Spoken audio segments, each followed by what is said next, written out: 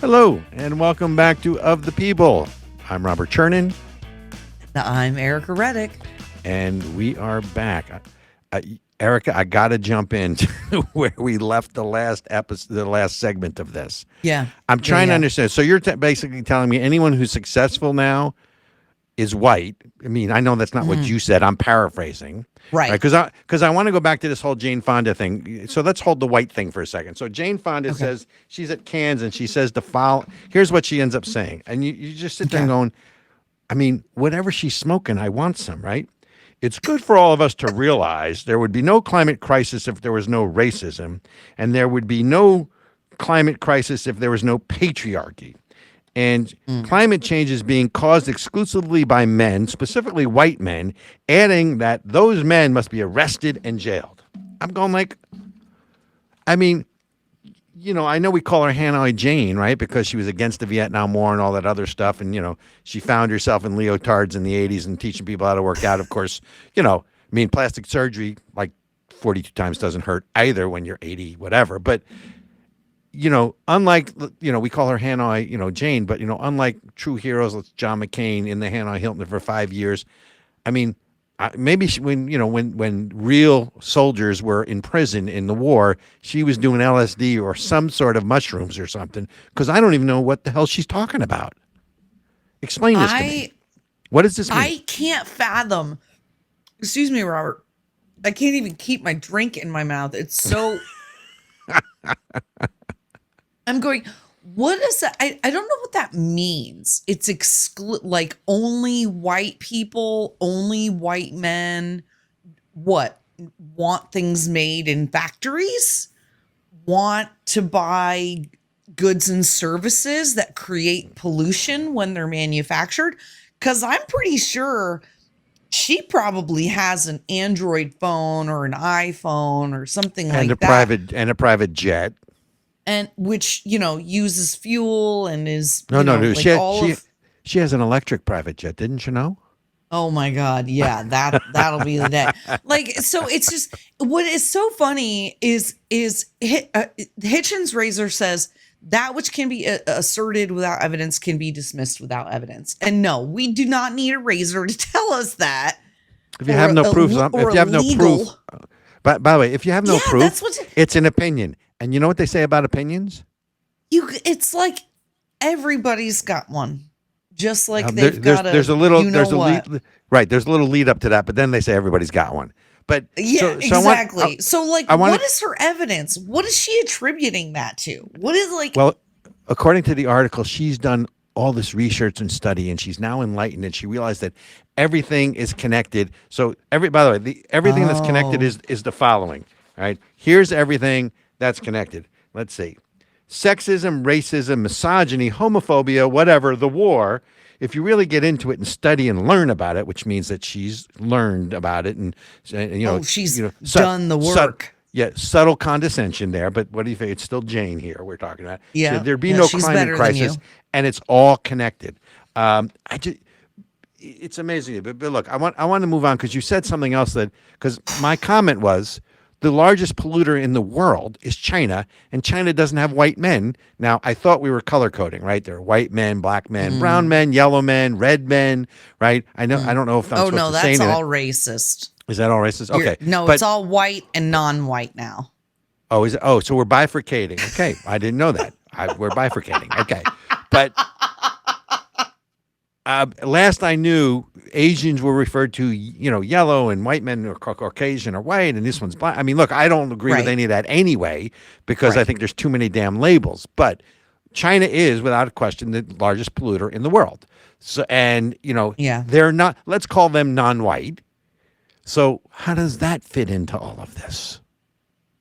I think that Because you said affirmative that action and all that stuff. If they get in and they're successful, they're considered white. I mean, explain that to yeah. me. The idea is that there is this belief. Okay, so when you're looking at things like race Marxism, as an example, so James Sure. Lindsay is an excellent resource for this. He's got a great book out. He's got a lot of really great um, talks on this. But it's the idea that if that there really, in the end, it's not about color. It's about oppressed and oppressor. And that's really what the difference is. You either have the oppressed or you have the oppressor. And so if the original oppressor is the white man, right? So we as white people are the original oppressor as the colonizers of the world, even though everybody was colonizing everywhere. Wait a minute. What happened to the Romans? What happened to the Chinese? What happened to the Mongols? The Mongols? I mean, wait. What happened no to one has- what happened to the Ottoman Empire? What happened to? Okay, so what happened to Robert, Persia? What am I missing? remember, time started in 2020. That's good. It'd make me a lot younger I then. If time started in 2020, then I'd be like, what, 3? I don't think I want to go to 3. Can I start at like 35? I want to start at 35.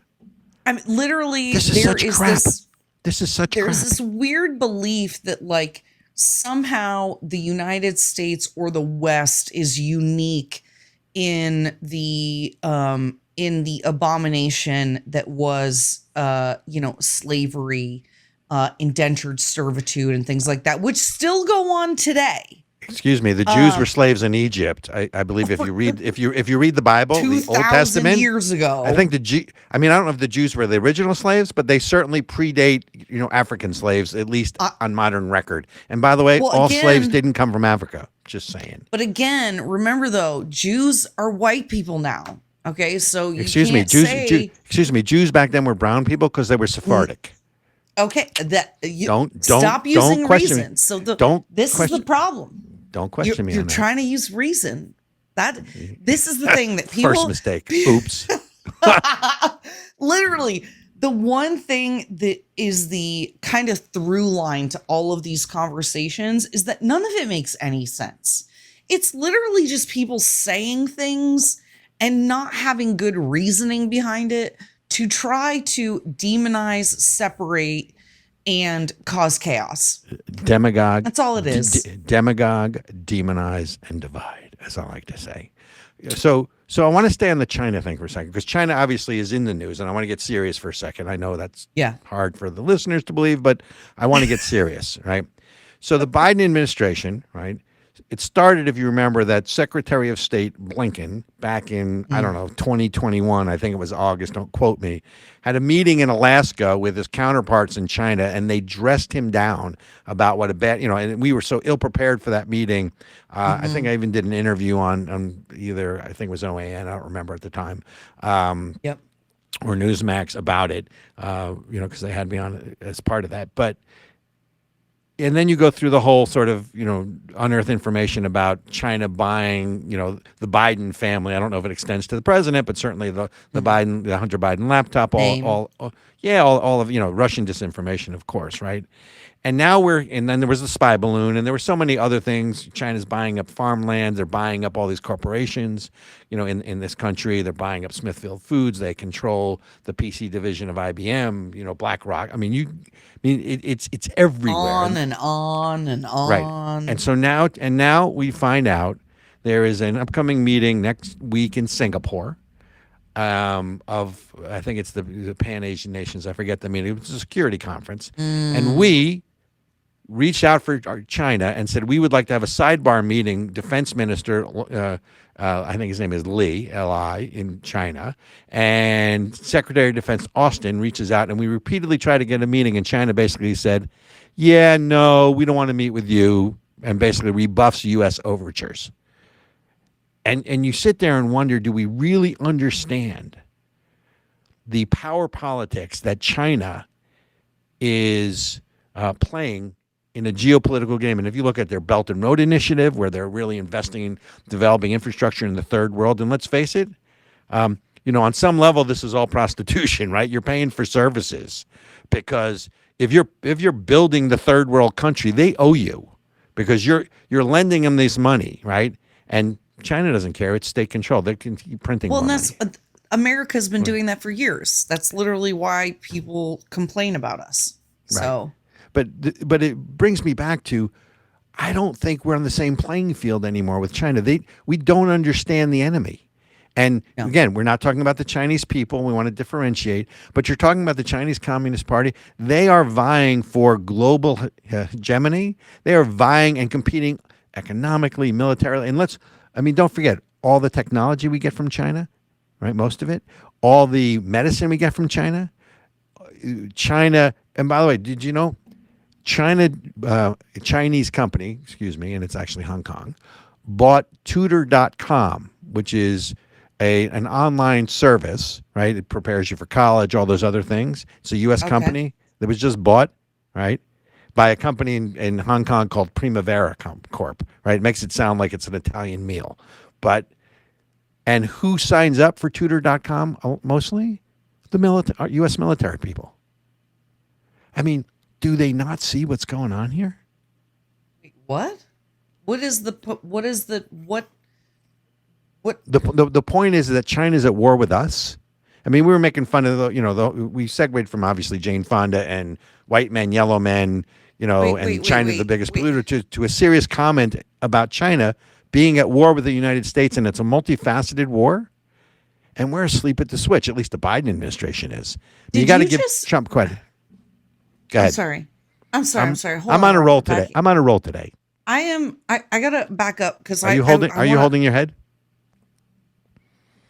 So Tutor.com is a website that the U.S. military uses for some kind of training purpose. Educational training you can look it up. It's there for anybody to see. They were bought by a Hong Kong company.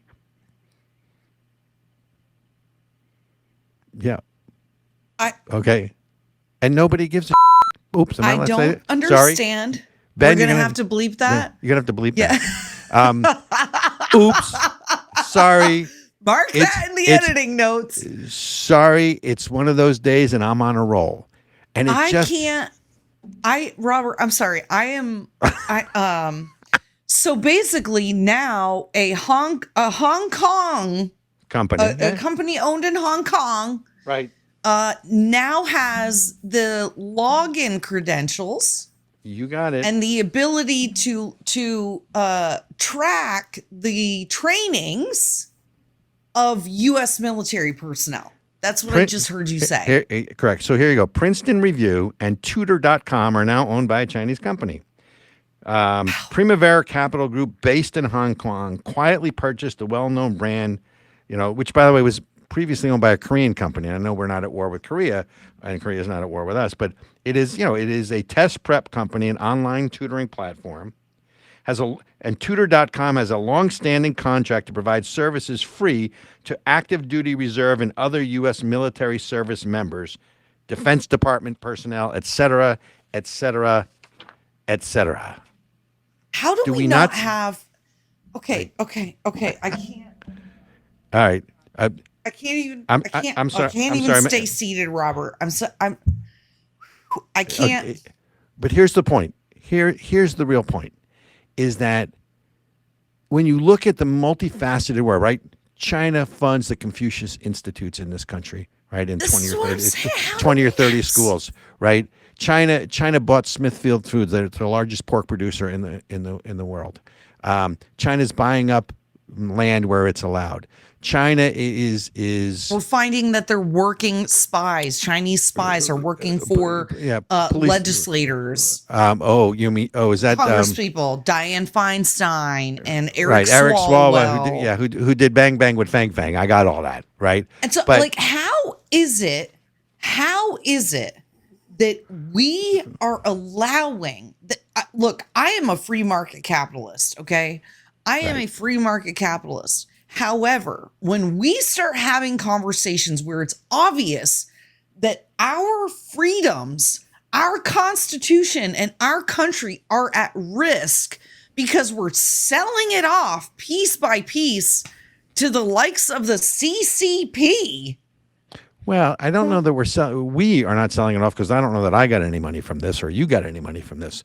But they are buying influence both domestically and internationally to compete with America's position in the world. And I don't know if That's you right. remember, in one of our earliest episodes, I referenced a book that I have read that everyone needs to read.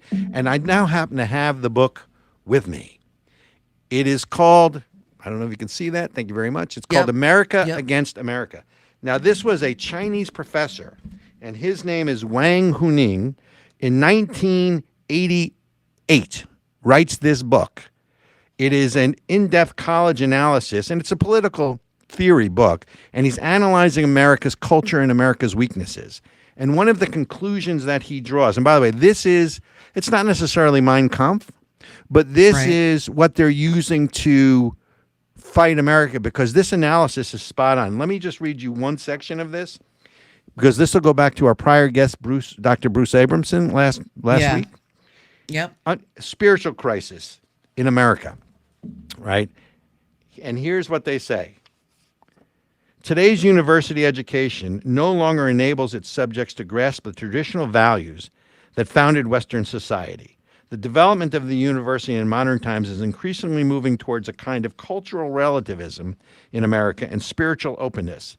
Implicit in this cultural relativism is the logic that there are no absolute values in the world and that everything is acceptable or unacceptable.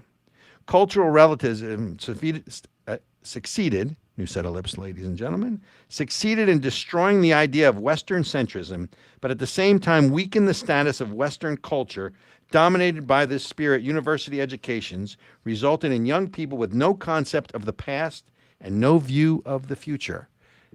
America Against America, right? That was written in 88. 1988. It goes through the Bush years, goes through the Bush-Dukakis race. But this is what I'm talking about. No one does this research, right? And look, the problem is when you show up to a gunfight and you bring a knife, you're outmanned and you're outgunned. We as a country need to understand, and look, this is one thing that Donald Trump got right. He got a lot of things right, but he got this one right for sure. China is public enemy number one. And it doesn't mean you can ignore China. It doesn't mean that we can't do business with China. This is still real politic, capital R, small k. An enemy of my enemy is my friend, right? So they're at war with us. We're just not at war with them. And we don't understand the nature of the enemy. I say enemy. People would say opponent or the other country. We can deal with this. But anyway, I'm getting the high sign, Ericka, from Lord Benjamin. Again, Yeah. that Yep. we're really blowing through these breaks. Oh my gosh. Well, it's so thick, and I love that we're diving in to some of these topics, because I really think the American people, we really need to make sure they understand just to what extent China is a threat. And so I'm grateful that we get to bring this to light. 20th century was the American century. If we're not careful, the 21st century is going to be the China century. Folks, chew on that for a while we go make some capitalist money on a bourgeoisie break. I'm Robert Chernin with Ericka Redic. We'll be right back.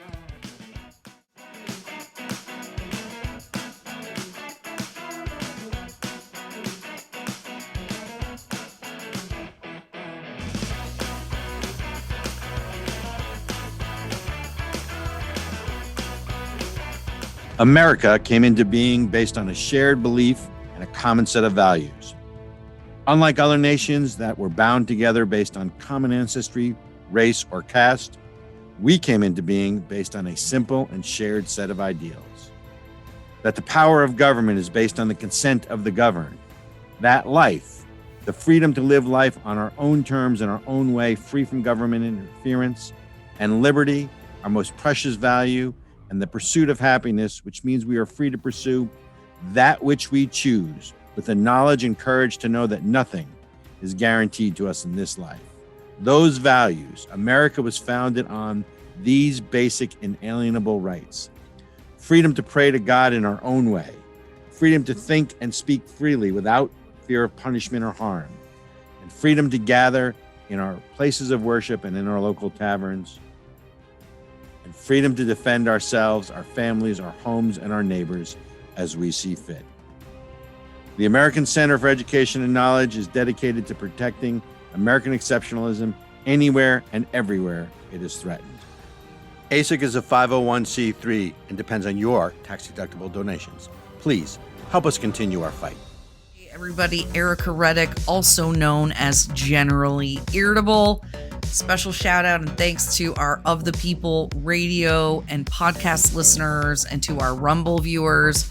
We've sort of had to give up on YouTube a little bit because they don't like the things that we say. So you guys make sure you go check us out on Rumble.